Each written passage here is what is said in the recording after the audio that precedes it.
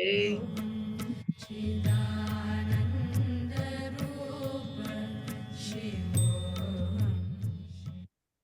Ok. Isso. Agora estamos prontos para começar a nossa leitura. Eu estou aqui em Avaré, no interior de São Paulo, num lugar lindo, tranquilo, silencioso, uma represa, parece um lago lindo, um pôr do sol maravilhoso. Elô, Oi. sabe quem está morando aí? A Bárbara, Ah, é aqui em Avaré? em Avaré. Ela Olha, saiu aqui de Lisboa com o namorado e foram morar os dois aí em manda, Avaré. manda, manda para mim o endereço dela, o contato Só dela para tem. eu entrar em Tá contato. bom. A minha irmã tem uma casa aqui, a gente está aqui passando o fim de semana desde quinta-feira. E hoje eu estou transmitindo aqui de Avaré, da represa do Jurumirim, acho que é isso. Um lugar muito lindo, muito frio, muito frio demais. Ave Maria! Um frio enorme na sombra e um calor no sol incrível. Então, o sol é incrível, né? Você chega no sol e recebe aquele calor imenso. O sol é que nem o conhecimento que ajuda você a crescer, né? O sol é que nem a consciência, ou a consciência é como o sol, né? Na luz do sol não tem sombras, né? O sol não faz sombras. Quando ele está sol a pino, a luz se espalha por todas as coisas sem nenhuma sombra. E hoje nós vamos falar de uma sombra. Hoje nós vamos falar da sombra da monotonia. Nós vimos no domingo passado a sombra da mágoa. Peraí, deixa eu ver se isso aqui está certo, tá? Isso. Nós vimos a sombra da mágoa e hoje nós vamos ver a sombra da monotonia. Eu espero que vocês tenham olhado mais vezes a gravação, tenham ouvido melhor, guardado melhor esses estados da mágoa, os três estágios da desconexão da mágoa. Né? O primeiro estágio da mágoa, o segundo estágio do julgamento, quando você se deixa magoar por pequenas coisas e de repente você vai para o julgamento o julgamento leva você para um estado de aversão. E o julgamento é quando você começa a registrar, registrar, e no fim você acaba vendo aquela pessoa com quem você se relaciona, né? Não mais como ela é, multifacetada, mas cheias de definições e cheias e completamente limitada no seu estado, né? Ele fala que quando parceiros julgam, quando os parceiros estão começando a julgar, eles param de escutar, não é?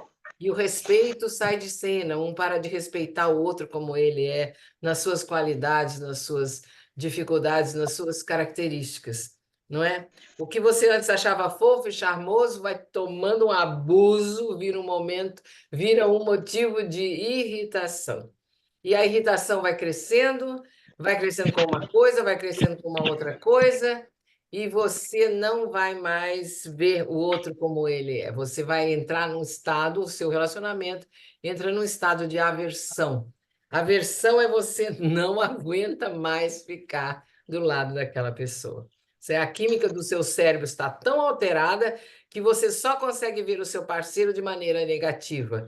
E essa negatividade parece ampliada.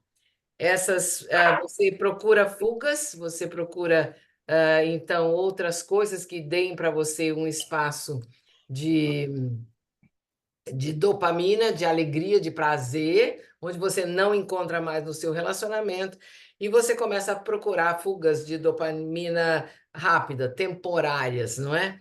O humor, você procura se ocupar, né? Você procura se ocupar se debatendo contra um coração partido que não terá forças para deixar nenhum estado bacana, nenhum belo estado entrar, com certeza. Nesse estado da aversão, você não consegue mais se sentir bem do lado do seu parceiro. Essa jornada que nós estamos olhando agora, nesse momento, é a jornada de ser um parceiro centrado no coração, para para descobrir e manter de forma duradoura o seu relacionamento amoroso, íntimo, pessoal. Claro que você pode levar esses ensinamentos para os outros relacionamentos da sua vida, mas a gente aqui está falando da parceria centrada no coração, ok? Um dos segredos mais importantes para se ter uma vida de conexão, finalmente a Prita Di coloca no final desse trecho, é a sabedoria e a habilidade em se libertar do estado de mágoa, que é o que começou toda a história lá atrás. Se você tem a sabedoria, se você desenvolveu a habilidade para se libertar da mágoa, para primeiro reconhecer eu estou magoado e ver o seu estado interno com toda a integridade, e então entrar numa projeção de numa condição de se libertar da mágoa, usando os instrumentos que são oferecidos aqui pelo caminho do despertar do Eka, da Oneness Eka. Então, você está, até os melhores relacionamentos são afetados por decepções. Você estará em maiores condições de sair da mágoa dessas decepções. Não importam os motivos, a dissolução da mágoa é essencial para você ter uma vida plena de conexão e vivenciar um amor duradouro. A dissolução da mágoa é uma condição essencial para que isso aconteça, tá? Não importa a nossa certeza do que é correto, manter nossos estados de sofrimento não existe, não dá para continuar. Cada um de nós deve perguntar.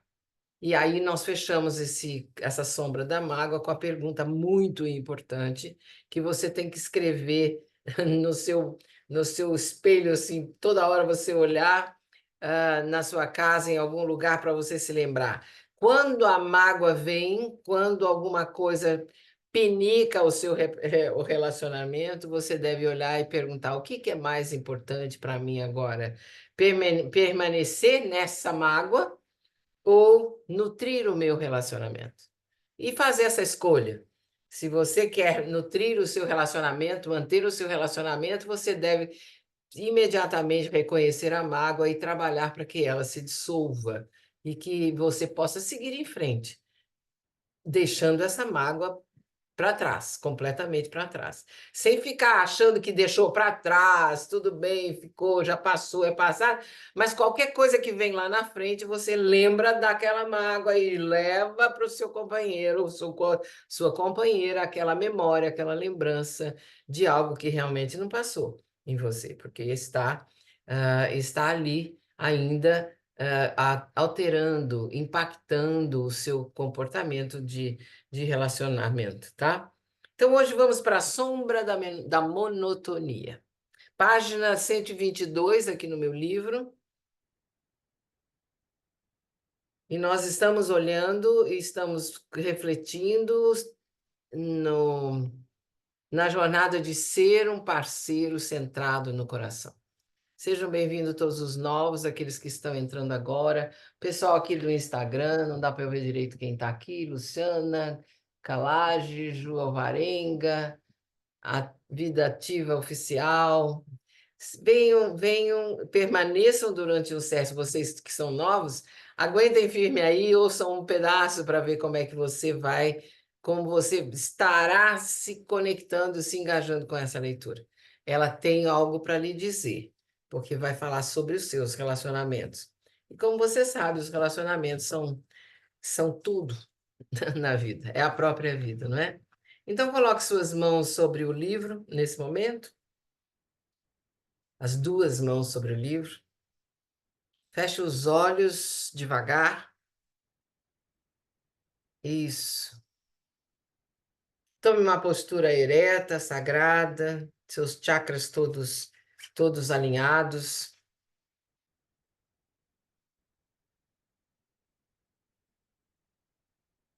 Respire calmamente, lentamente, 3 ciclos de respiração.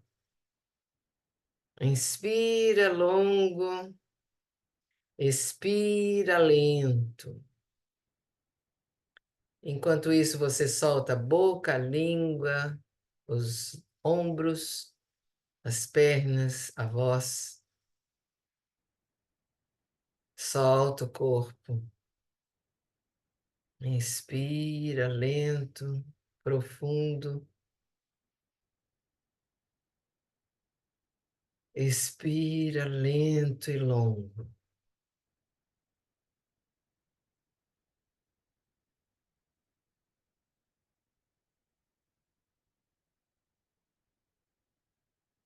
Sentindo já o seu estado interno se acalmar, a sua mente se aquietar, faça uma intenção aí de que todo o ensinamento que vier hoje para você se transforme na sua vida vivida. Impacte realmente a sua vida e transforme a sua vida, o seu relacionamento, num relacionamento saudável, nutrido, amoroso e duradouro.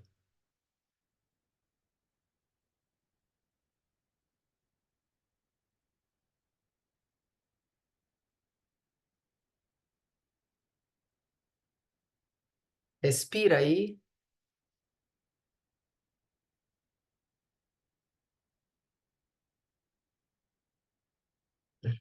Abre um sorriso nos seus lábios, abre os olhos devagar, dá uma risadinha para mim. Isso. Luciana, Luzinha, Betinha Tan entrou, minha irmã querida. Eu sou a Luz, todo mundo. Um beijo para todo mundo e vamos começar a nossa leitura. Sombra da Monotonia, página 122. Ok? Então vamos lá. Eu quero compartilhar, diz a Prita Dick escreve, não se esqueçam disso. Eu quero compartilhar a história de um casal que veio do leste para a academia. E a administração da academia aguardava por eles. Eles estavam escalados para chegarem. Mas os dois não apareceram. Então, finalmente, um dos membros da equipe recebeu um telefonema dizendo que ainda estavam no táxi que os levaria até o campus, ou seja, eles já estavam em Chennai, dentro de um táxi, indo para o campus do ECA. E dentro do táxi, eles estavam tendo a pior briga das suas vidas. Eles estavam gritando um com o outro. Ele estava furioso, ela chorava, e ali, junto no telefonema com o Daza, eles decidiram voltar para casa. O membro da equipe, que é o Daza lá do ECAN, escutou o relato no telefone com toda a calma e sugeriu que, já que haviam saído de casa do outro lado do mundo com a intenção de encontrar o amor, talvez eles devessem pelo menos fazer uma última tentativa e não voltar para casa daquele jeito. Então o casal continuou o trajeto e chegou ao campus. Ele convenceu o casal a continuar até o campus. A realidade da situação era a seguinte: Doris queria o amor de Clark mais do que tudo e se sentia completamente negligenciada. E como resultado, estava fervilhando de mágoa. Clark, por outro lado, tinha suas dúvidas sobre a relação. Nos últimos meses, seu pensamento obsessivo recorrente era de que talvez não fosse o homem certo para Doris. Talvez não fosse o homem o suficiente. E isso só lhe trazia insatisfação. Ele estava passando por um momento difícil nos negócios. O estresse das perdas constantes o fizera engordar e seu cabelo se tornava cada vez mais ralo. Tudo lhe causava um senso de inferioridade. Seu corpo, sua situação profissional, sua incapacidade de amar. Quando Clark e Doris começaram o quarto dia do processo, ambos já tinham se acalmado o suficiente para conseguir observar suas próprias verdades interiores. No quarto dia de processo, Clark entendeu que o seu problema real não era Doris e se tornou extremamente consciente do fato de que lutava contra si mesmo. Enquanto se concentrava apenas nos próprios desafios, ele se distanciava dela.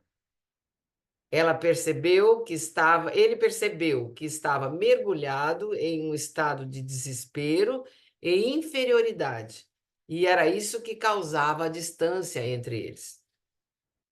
Durante a meditação do campo ilimitado com Krishnaji e comigo, ele, diz Pritaji, ele despertou para o estado de inteireza. Sentiu o poder da inteligência universal atravessar a sua consciência. E conforme a experiência mística transcorria em seu interior, ele teve a certeza absoluta de que a vida se tornaria bela e a sua sorte mudaria. Naquela vastidão da experiência mística que ele estava tendo, a sua luta consigo mesmo perdeu totalmente a força. Clark despertou para a verdadeira beleza de Doris. Era como se a encontrasse depois de muito tempo separados. Doris, por outro lado, percebeu no processo que era um ser humano desconectado e que de fato não sabia amar. Desde a adolescência, ela confundia amor com uma ânsia por ser amada. No processo, ela não resistiu à verdade sobre a sua obsessão por si mesma. E um profundo senso de humildade surgiu na sua consciência, ajudando-a a se perdoar pelo sofrimento que causara a Clark e a si mesma. Veja bem o que Doris descobriu. O que ela era totalmente desconectada, e de fato, ela não sabia amar. Desde a adolescência, ela confundia amor com a ânsia que ela tinha por ser amada. Isso é muito importante. Após o processo, os dois encontraram um parceiro romântico e um amigo verdadeiro um no outro. O relacionamento deles continua se manifestando até hoje com enorme apreço de um pelo outro. Talvez você não esteja consumido no seu relacionamento aí pela mesma sombra de mágoa que Clark e Doris sentiam. Porém, mesmo assim, nossos relacionamentos parecem dolorosamente rasos quando não vivemos em um belo estado de conexão. Por que não estamos encontrando a satisfação que nós buscamos nos nossos relacionamentos?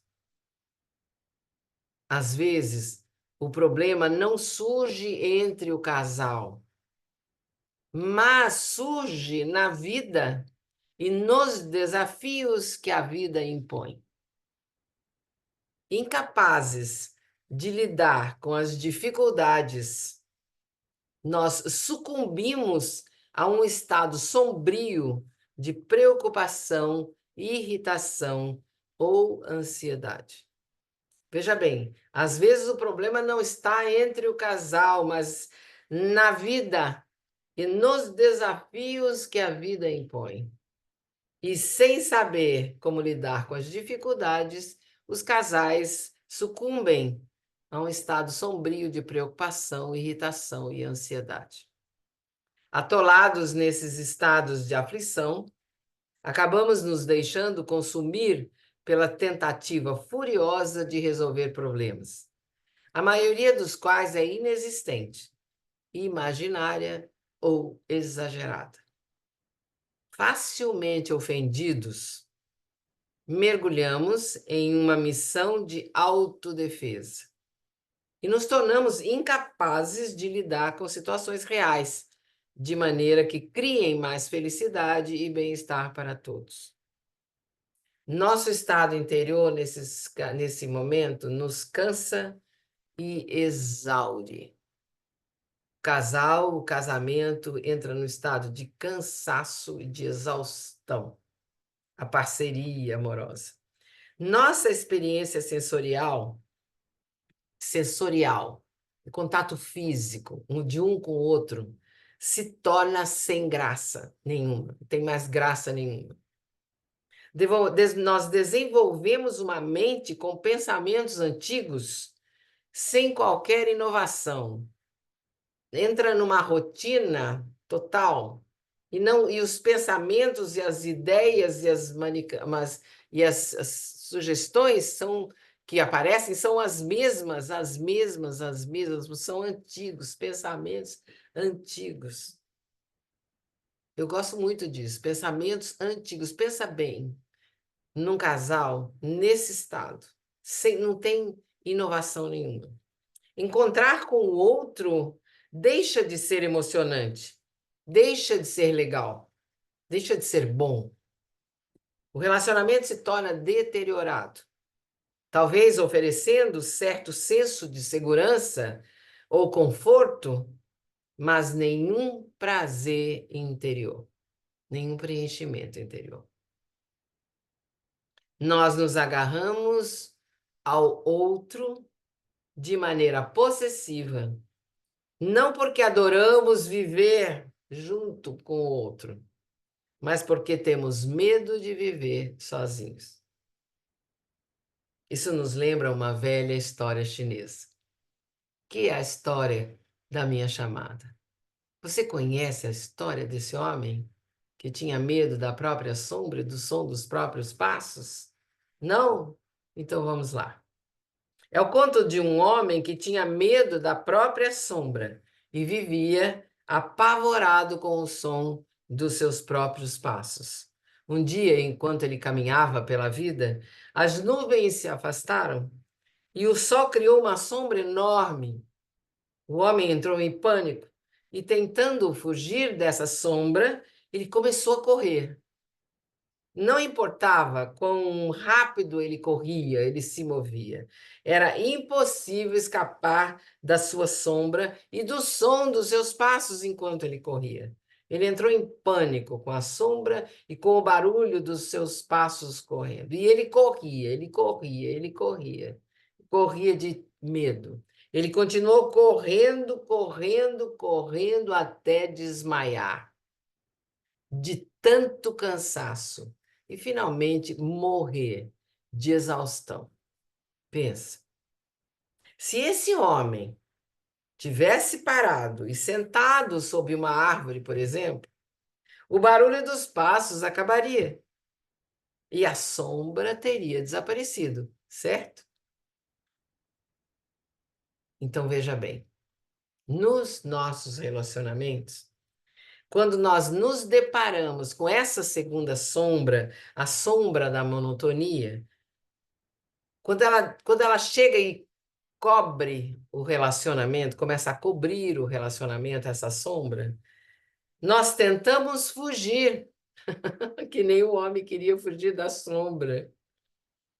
Nós tentamos fugir e aí nós vamos para a academia, nós procuramos divertimentos, outros divertimentos, ou nos tornamos viciados em trabalho, ou viciados em álcool, ou viciados em compras, ou viciados até em falar.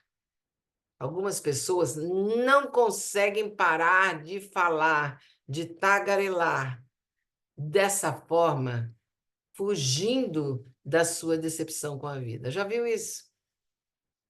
Quando nos nossos relacionamentos essa sombra da monotonia aparece, nós começamos a fugir dela que nem o homem fugia da sua sombra e do som dos seus passos.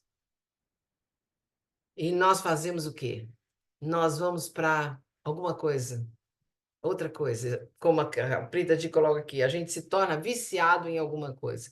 Viciado em academia, em esportes, viciado em trabalho, viciado em bebida, em álcool, viciado em alguma outra droga, viciado em compras. E eu adoro essa última, viciados em falar, até em falar. As pessoas começam a tagarelar sobre o tempo inteiro sobre tudo. E tudo isso para fugir da sua decepção com a vida, com o relacionamento do jeito que ele está. Qual é? Qual é o seu estado interno em relação ao relacionamento você está contemplando. Às vezes, para fugir desse vazio interior desconfortável, nós nos jogamos em relacionamentos que nos dão picos instantâneos de dopamina. Se apenas conseguíssemos parar e observar essa sombra sem fugir dela, nós nos aproximaríamos da luz e evoluiríamos para um belo estado de conexão. Se apenas, como homem, a gente fizesse uma pausa, a luz ia nos banhar e a sombra desapareceria e se transformaria num belo estado de conexão. Você percebe quantas vezes em muitos relacionamentos, principalmente os mais próximos e íntimos, você faz isso? Nós fazemos isso? Então feche os seus olhos agora. Coloque as mãos sobre o seu livro. Uma pequena pausa. Pause ali. Pause aí.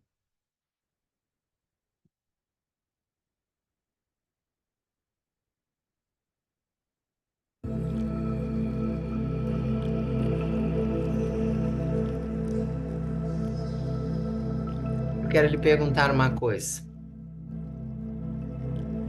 Reflita profundamente na sua resposta. Imagine se a sua vida fosse um filme. Um filme. Qual seria o tema central desse filme agora na sua vida?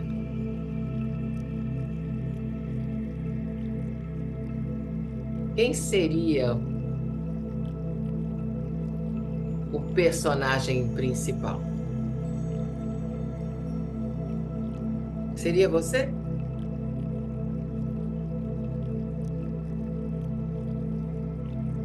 Qual seria o propósito de todos os personagens desse filme? Dar destaque a você? Por exemplo?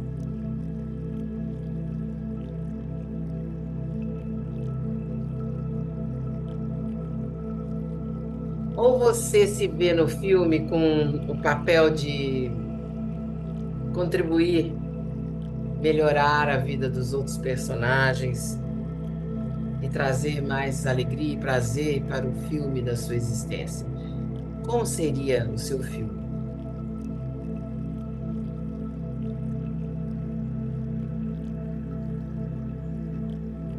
Como se chamaria o seu filme?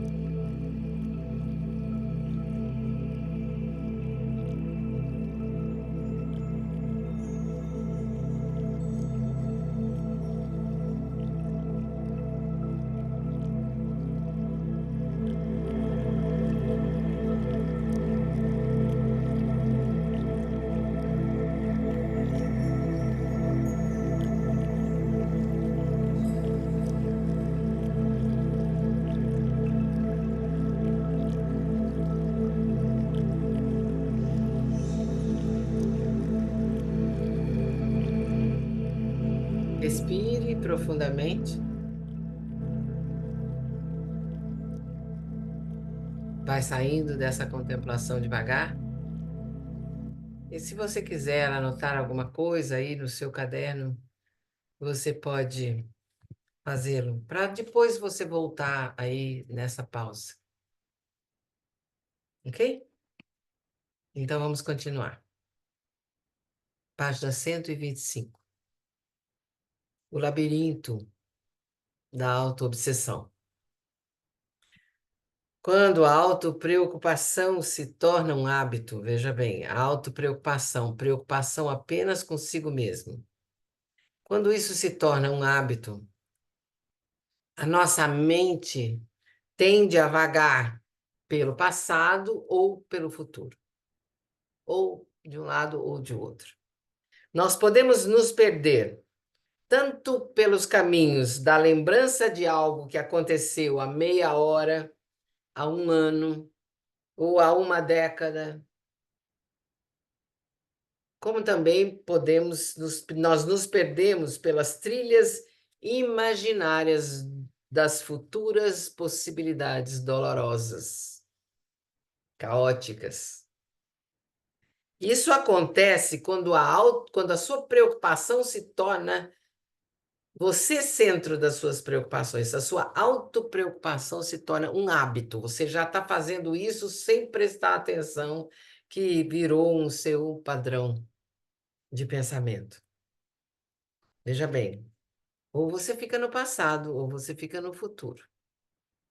Na antiga mitologia da ilha de Creta, contavam lendas sobre escravos sendo jogados em um labirinto impossível de escapar. Nas profundezas desse labirinto havia um monstro gigantesco chamado Minotauro, que tinha a cabeça de um touro e o corpo de um homem. Os escravos acabavam sendo comidos pelo Minotauro. Então, veja bem, quando nós nos habituamos a viver no passado ou no futuro, nós seguimos por esse labirinto interminável, no qual nós somos engolidos por nossos próprios estados de ansiedade em relação ao futuro e de arrependimento em relação ao passado. Então, seguindo, né?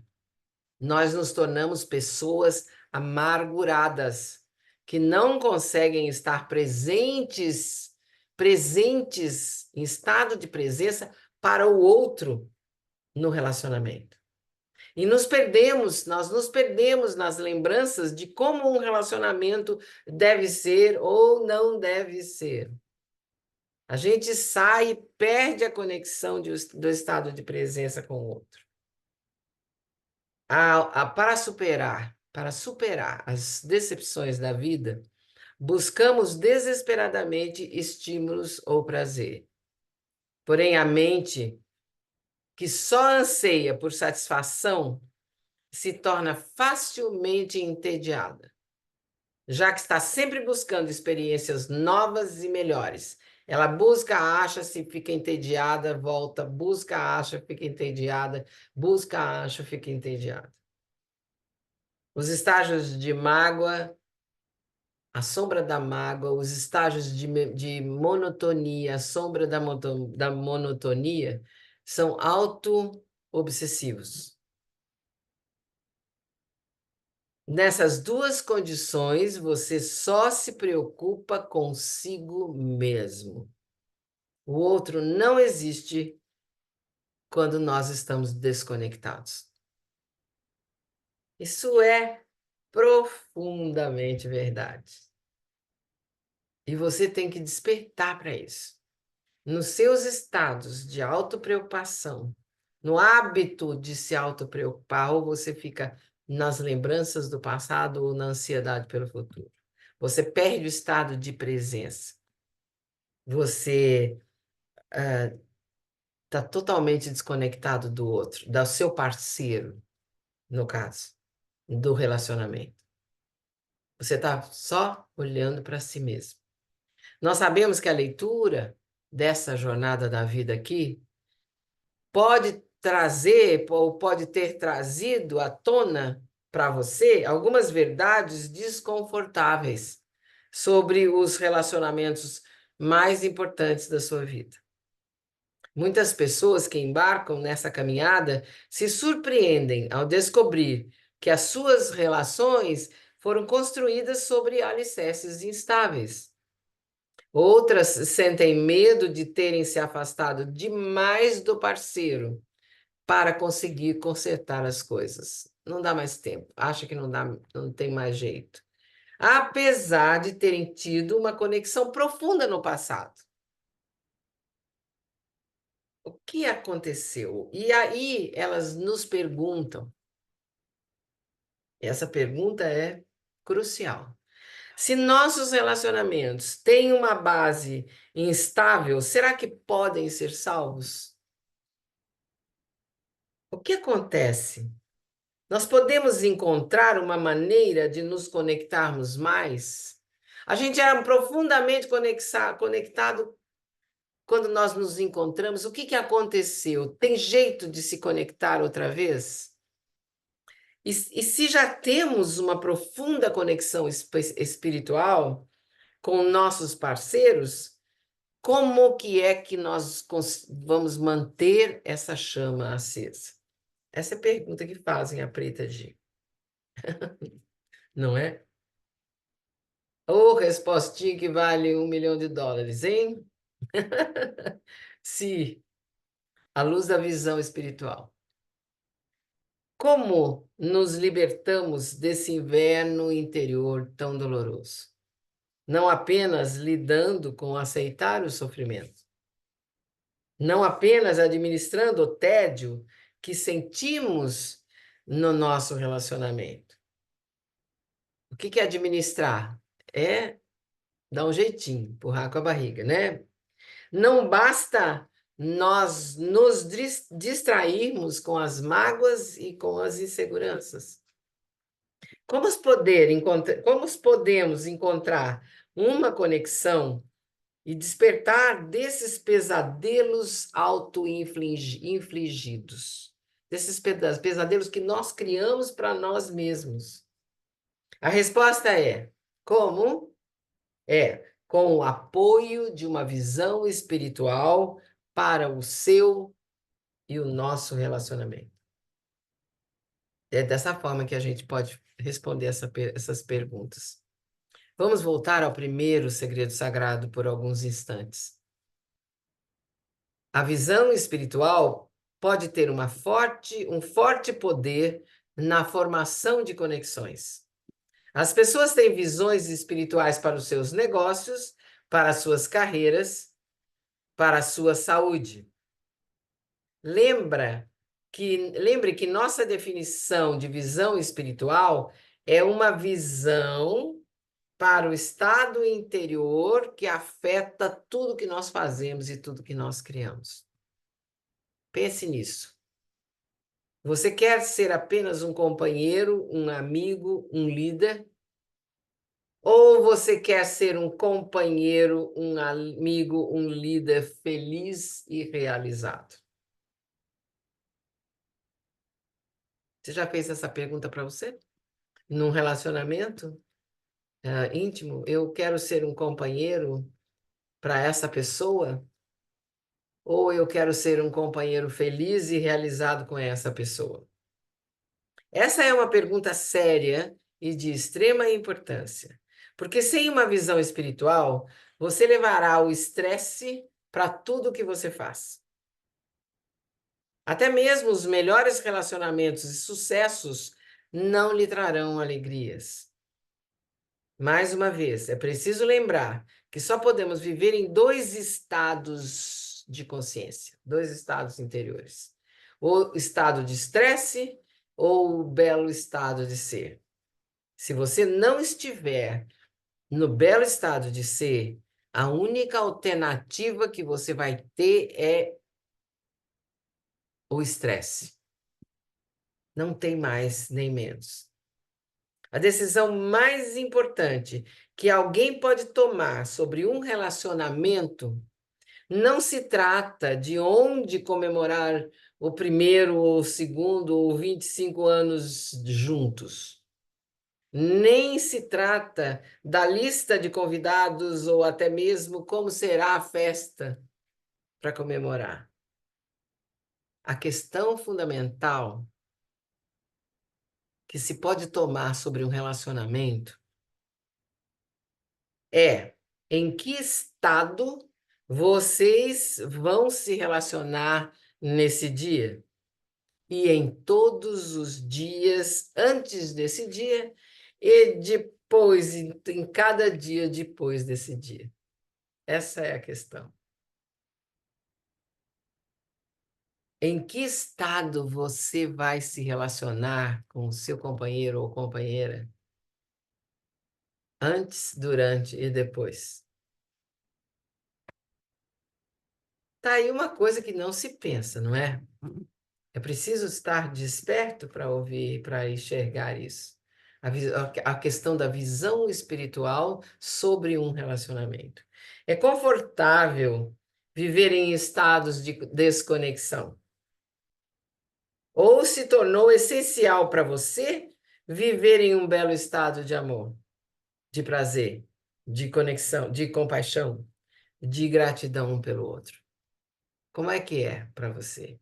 É confortável você viver desconectado? Ou se tornou essencial para você viver num belo estado de ser como amor, paixão, compaixão, alegria, gratidão um pelo outro? Responda aí essa pergunta para a sua vida e para os seus relacionamentos. Risque aí para você olhar depois. Você tem uma visão do afeto que você deseja sentir pela sua pessoa amada? Você tem uma visão espiritual a respeito do afeto que você deseja sentir pela pessoa amada? Esse afeto vai virar de um estado de conexão ou de um estado de tudo bem, tanto faz? Você tem uma visão espiritual da alegria que deseja levar para a vida do outro em todos os momentos em que estão juntos? Fico rindo porque, Ave Maria, você já tinha pensado nisso? Fala para mim. Você já pensou, você tem uma visão, já teve uma visão espiritual da alegria que você deseja levar para a vida do seu companheiro, da sua companheira, em todos os momentos em que vocês estão juntos? Será que você consegue tornar o adjetivo tão importante quanto o substantivo? Eu quero ser um companheiro, mas eu quero ser um companheiro feliz e conectado. Você fica no companheiro ou no adjetivo feliz e conectado? Como é que é? Será que você é capaz de deixar de ser apenas o companheiro de alguém e passar a ser um companheiro amoroso de alguém, um companheiro conectado de alguém, um companheiro alegre de alguém? A visão espiritual se trata de você viver em um belo estado de ser, conectando-se com as experiências interiores das pessoas que você ama. Marca aí. A visão espiritual se trata de você viver em um belo estado de ser, se conectando com as experiências, com a experiência interior do outro que você ama. Uma visão espiritual começa de maneira simples quando nos perguntamos: em que estado eu quero viver? Em que estado eu quero que o meu amado, que a minha amada viva? Como posso impactar o estado interno do meu amado ou da minha amada e torná-lo ainda mais belo? Como que eu posso impactar o estado interior de quem eu amo e tornar esse estado interior ainda mais belo? Repete, repete. Quanto mais nos fazemos essas perguntas com coragem e honestidade, mais difícil se torna justificar a permanência nos estados de sofrimento, mágoa, julgamento ou aversão, seja por uma hora, por um dia, por um ano ou por uma década, ou quanto tempo for. Viver desconectado se torna inaceitável.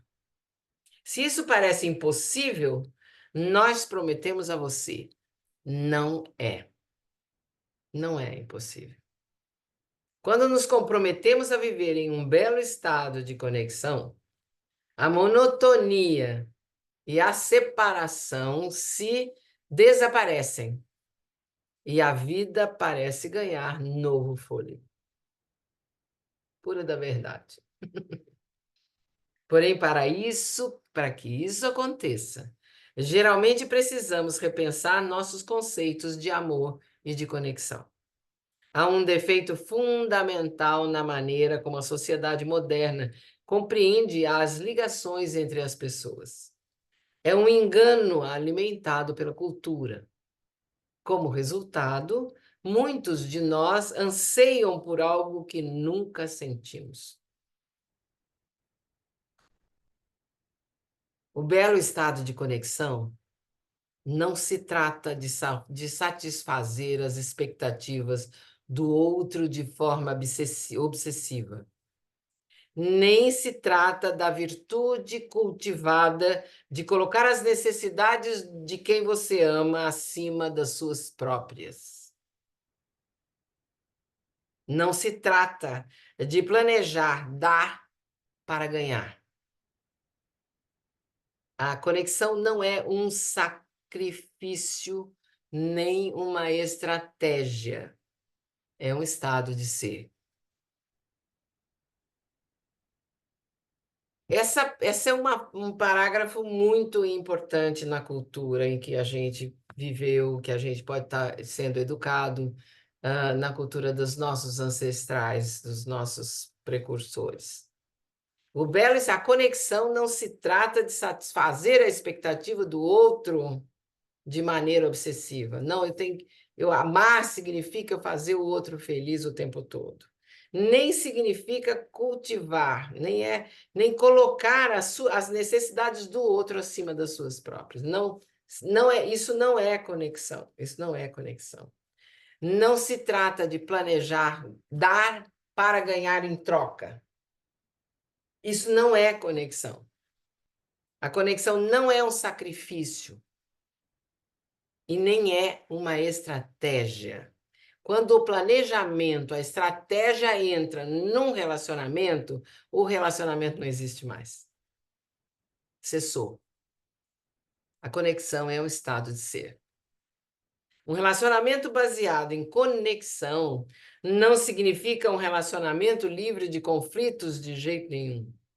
Não significa que você e o seu parceiro, a sua parceira, nunca mais se sentirão chateados, ou assustados, ou sozinhos, ou irritados. Imagina. Significa, sim, que você dissolverá estados de separação no momento em que eles surgirem, desenvolvendo um estado de conexão no seu interior. Um relacionamento baseado em conexão significa que você dissolverá estados de separação no momento em que surgirem, desenvolvendo um estado de conexão no seu eu interior. Em um belo estado de conexão, é uma alegria se relacionar. A própria vida se torna uma experiência alegre. Quando convidamos esse tipo de amor para entrar nas nossas vidas, nós não nos sentimos mais separados do outro. Somos seres diferentes, sim, mas extremamente conectados. A tristeza do outro lhe afeta, a alegria do outro lhe dá prazer. Vocês se incendeiam com o seu amor e total estado de presença. Queremos lembrar que o amor e a conexão não são encontrados apenas entre companheiros românticos. Esses belos estados de ser podem ser sentidos com amigos, filhos, netos, clientes e até com completos desconhecidos.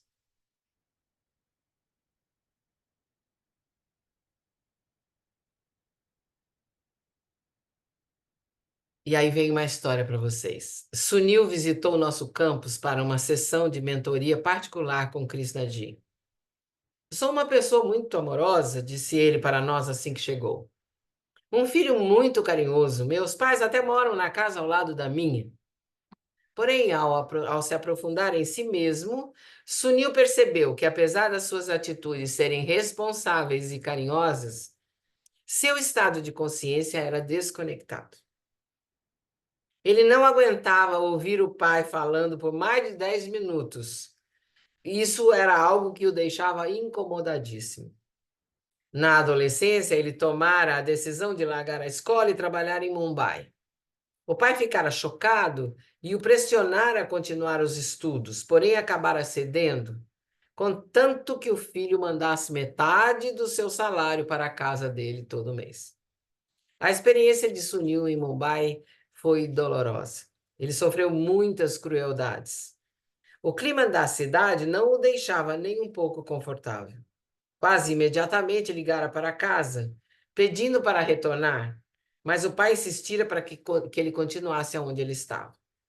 Nos 6 meses seguintes, Sunil telefonara para casa todos os dias, implorando para voltar.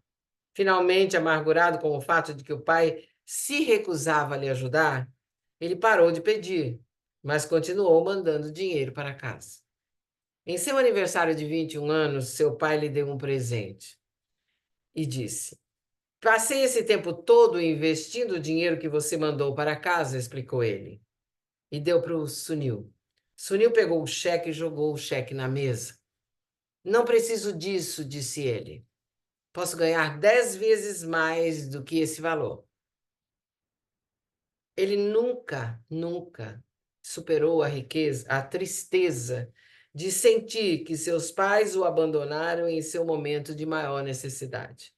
E nesse estado de sofrimento, ele tornou-se obcecado em provar ao pai que poderia vencer na vida. A decisão de cuidar financeiramente dos pais fora dele. Aquela era a sua maneira de dizer: olha, cá, eu não sou o vilão dessa história, não. Não sou eu que sou esse vilão dessa história. Olhe bem. Agora, quando Sunil se apaixonou pela mulher com quem eventualmente se casaria, também encarara o relacionamento como uma maneira de vencer. Ela foi muito paciente com o seu comportamento até eles terem uma filha. Pare de se zanzar por aí, avisou a esposa. Quero que você fique em casa com a nossa filha e me ajude. Sunil achou que ela estava sendo controladora demais e então se recusou. Com o tempo, os dois se divorciaram e foram morar em partes diferentes do país. Desde então, ele tentava cumprir seu papel como pai, vendo a filha algumas vezes por ano, quando ela podia lhe visitar, mas aquilo não passava de um mero dever. A maior descoberta sobre seus relacionamentos ainda estava por vir. Em um profundo estado de quietude, após sair de uma sessão mística de meditação do campo ilimitado com Krishnaji, que fazia parte do seu curso lá no ECA, Sunil viu, nos jardins do ECA, um caranguejo atravessando a passarela. Seu coração e cérebro explodiram com sentimentos de compaixão e de amor. Ele sentiu uma ligação imensa, um senso de pertencimento e cuidado pelas árvores, pelos peixes no oceano, pelas crianças cujas risadas atravessavam o jardim. O seu coração despertara para o amor. Ah, meu Deus, pensou ele. Então essa é a sensação de amar? Isso é o que significa amar? Sentir? Amar algo? Isso. Esse estado transformou Sunil. A intensidade da experiência que ele teve ao ver um caranguejo atravessando devagar a passarela dos jardins.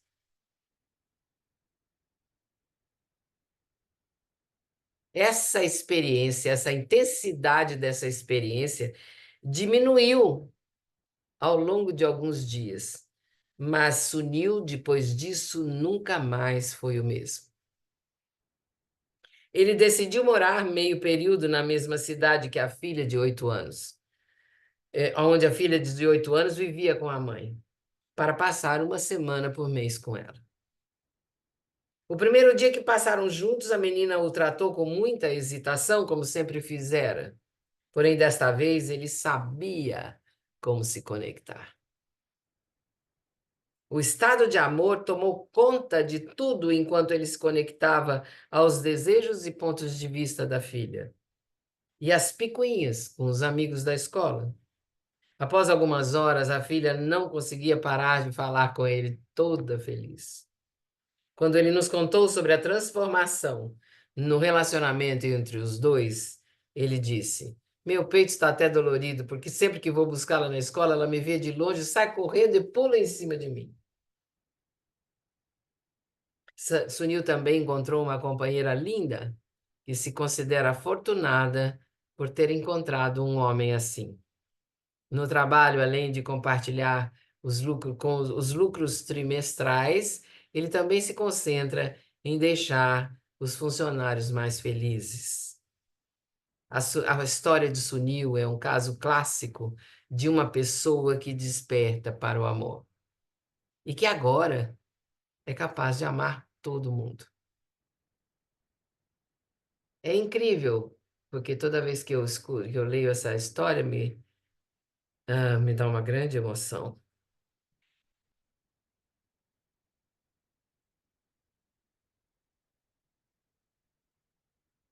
Esse caranguejo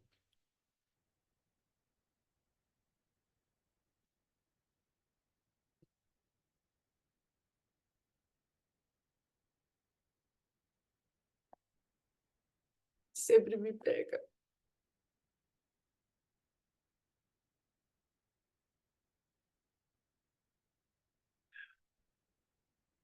Você já teve uma experiência assim, de despertar para o amor? Quem me conhece sabe que eu choro de vez em quando. Mas tudo bem.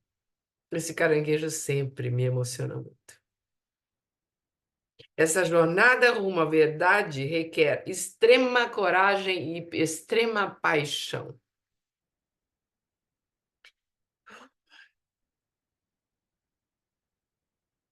Não é algo para amantes preguiçosos que desejam apenas prazer instantâneo. Essa jornada é um caminho para aqueles que desejam transformar a sua consciência. E aqui nós paramos hoje. Já são 8h30. E nessa história de Sunil, nós fechamos os olhos, observando e olhando para si mesmo, para dentro. Olhe para a sua vida, para as experiências que você pode ter tido, se você já teve essa experiência de descobrir o amor. Feche os olhos.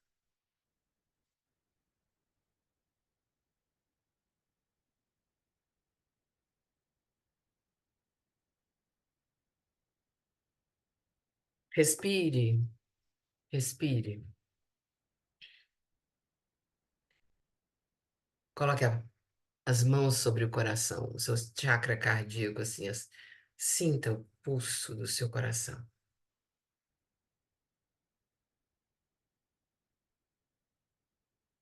Respire aí.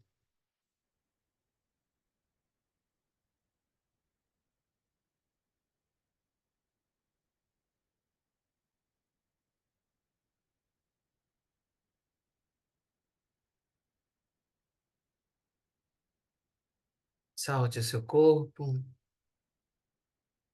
aquiete a sua mente.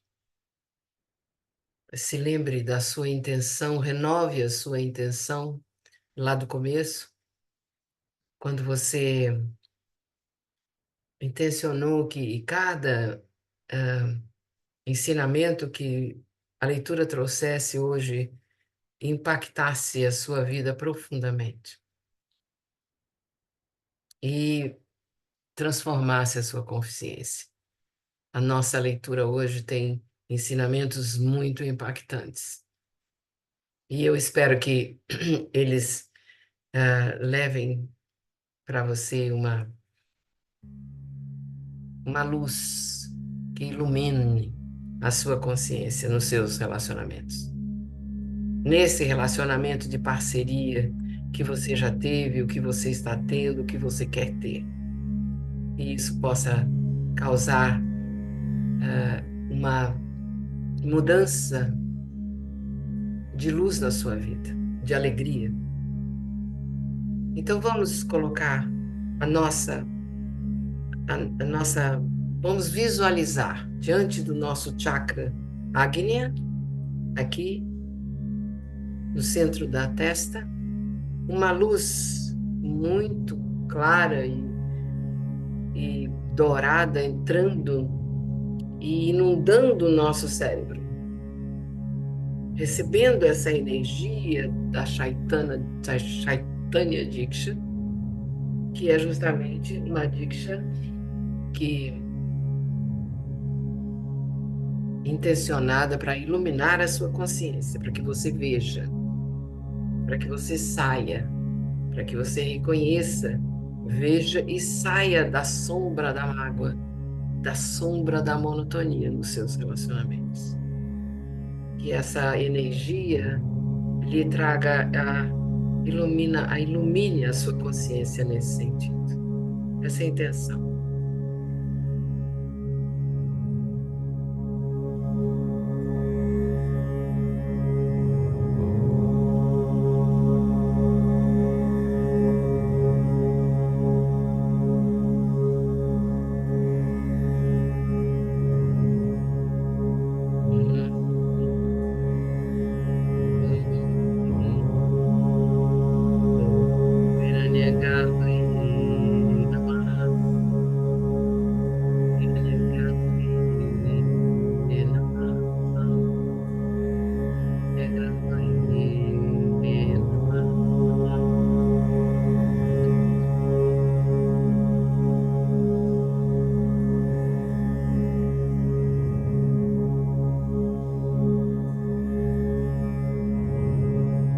Receba,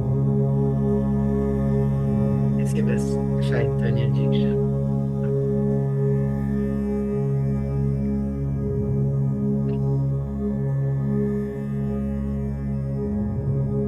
Direto da consciência de Krishna Ji.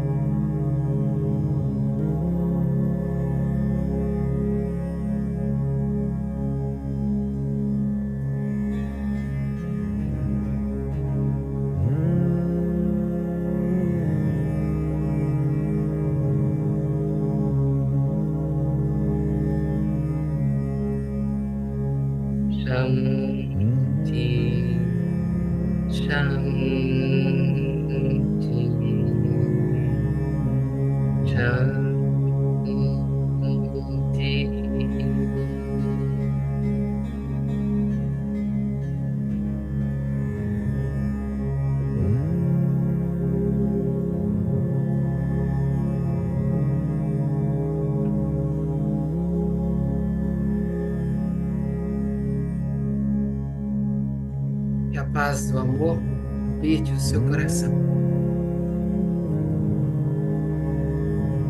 Que a paz do amor habite o coração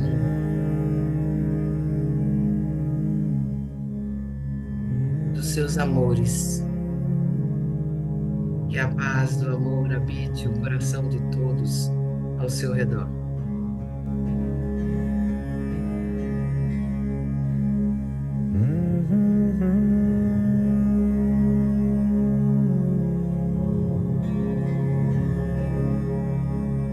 Respire profundamente.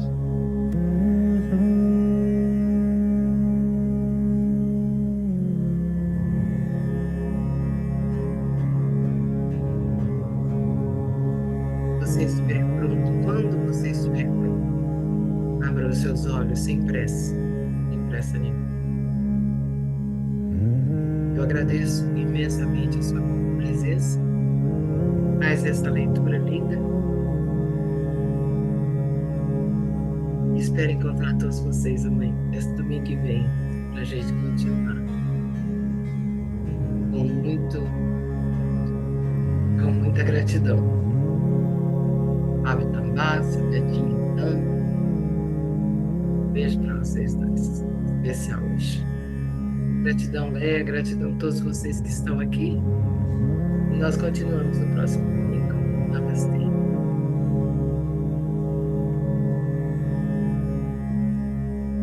Nós continuamos aqui agora no Zoom. Se você quer passar para o Zoom, a gente pode continuar conversando um pouco a respeito dessa leitura que foi tão profunda, tão bonita. Um beijo, muita gratidão. Namastê.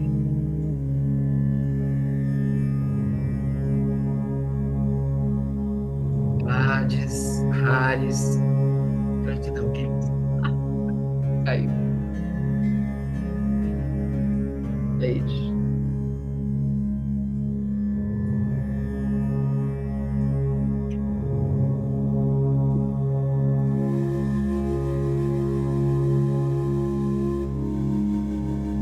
Pessoal do Zoom, querido. Devagarzinho, voltando.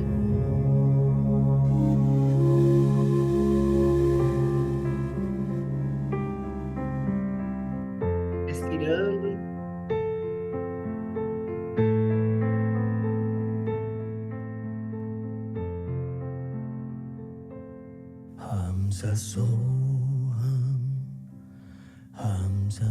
Namastê.